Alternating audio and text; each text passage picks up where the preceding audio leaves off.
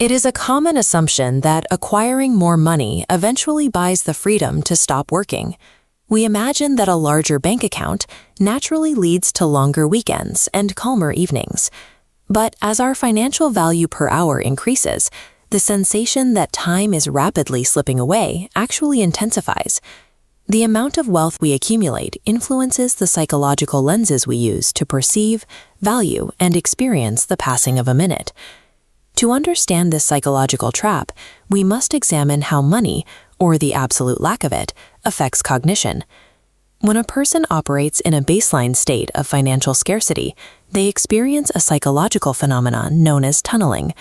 Researchers at Princeton observed how poverty alters decision-making processes.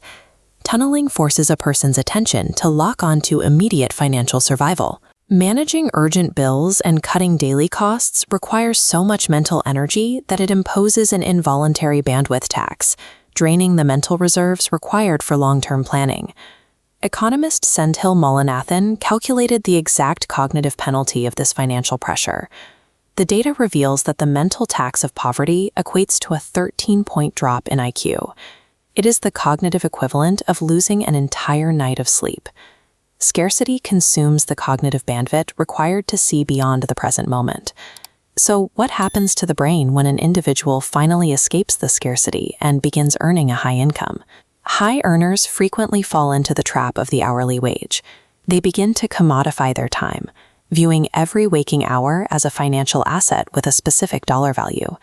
Researchers Sanford DeVoe and Jeffrey Pfeffer at Stanford University designed an experiment to measure the biological toll of this economic mindset. They paid two groups the same flat rate for 2 hours of work, but instructed one to calculate their exact per-minute pay. This caused a 25% spike in salivary cortisol, a stress marker. The per-minute group became intensely impatient, unable to enjoy scheduled breaks. Calculating the financial value of time triggers a physiological threat response. The ticking clock transforms from a neutral measure of the day into a source of biological stress. This reaction is driven by the economic principle of opportunity cost, applied directly to an affluent professional's free time. When time equals money, passive leisure, like taking a nap or watching a child's soccer game, is reframed as an active loss of revenue. This constant subconscious tallying of lost income generates a psychological state known as time famine. We are living in a modern paradox. Historical data shows that objective leisure hours have actually increased over the last 50 years, yet high earners report feeling more rushed and pressed for time than ever before. Wealth weaponizes the clock, trapping affluent individuals in a state where resting feels irresponsible. To escape this time famine, we have to look at how the happiest segment of the affluent population manages their days. Time use studies conducted in the Netherlands reveal a surprising detail. Millionaires actually spend more total hours working and commuting than the general population. The critical difference lies in their behavior outside the office.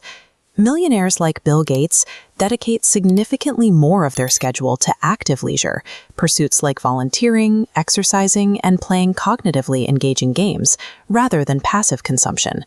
The data is clear. Engaging in passive leisure, like watching television or doing nothing, has a negative correlation with life satisfaction for the wealthy. Escaping the commodification trap requires intentionally expending physical and mental energy. Attempting to hoard time by doing nothing only increases the anxiety of wasting it. Researchers at Harvard identified a final protective mechanism against time famine, using money to buy time. The happiest millionaires strategically use their capital to outsource routine tasks. Paying someone else to do the grocery shopping or home maintenance protects their cognitive bandwidth and shields them from daily stressors. They also prioritize job autonomy.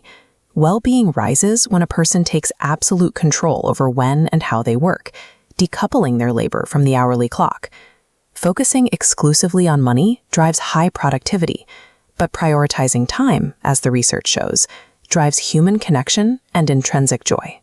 We spend the first half of our lives desperately trading our time to acquire money, only to realize that the ultimate luxury is spending our money to buy back our time.